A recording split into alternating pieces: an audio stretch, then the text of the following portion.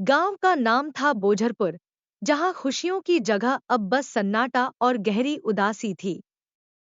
कभी इस गांव में हंसी ठिठोली का माहौल हुआ करता था, लेकिन अब हर घर में अंधेरा था। गांव के बीचों बीच एक पुराना पीपल का पेड़ था, जिसके नीचे रोज शाम को बूढ़ा रामू काका अपनी लकड़ी की कुर्सी पर बैठकर बच्चों को कहानियां सुनाया करते थे। उनकी कहानियों में गांव की पुरानी यादें होती, राजा-रानी की बातें और खेत खलिहानों की खुशबू। बच्चे उनकी कहानियों में खो जाते थे। रामू काका की जिंदगी बहुत साधारण थी। का परिवार कोई नहीं था। का बेटा और बहू शहर जाकर वहीं बस गए थे।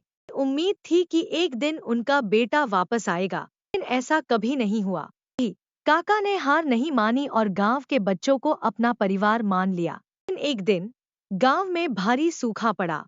के सारे स्रोत सूख गए, तबाह हो गई। धीरे लोग गांव छोड़ने लगे। का खेलना कूदना बंद हो गया। काका रोज पीपल के नीचे अपनी कुर्सी लेकर बैठते, लेकिन सुनने वाले बच्चे अब नहीं आते। अकेलापन और गहरा हो गया। दिन गांव का आखिरी परिवार भी जाने लगा। रामू काका ने उन्हें रोका और कहा, तुम लोग भी जा रहे हो? मैं किसके लिए यहाँ रहूंगा? उस परिवार ने रोते हुए कहा, काका, हमें माफ कर दो। हम भी मजबूर हैं। शहर में जाकर कुछ काम करेंगे। आप भी साथ चलो। लेकिन रामू काका ने इनकार कर दिया।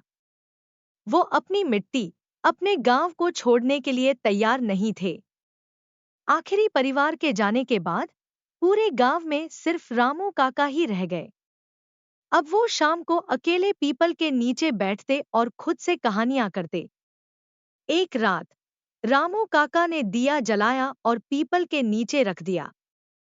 उन्होंने आसमान की तरफ देखा और कहा, अगर मेरा गांव मर गया तो मैं भी जीकर क्या करूंगा? उस रात ठंडी हवा चल रही थी। रामू काका ने अपनी कुर्सी पर बैठे बैठे आंखें बंद की और कभी नहीं जागे।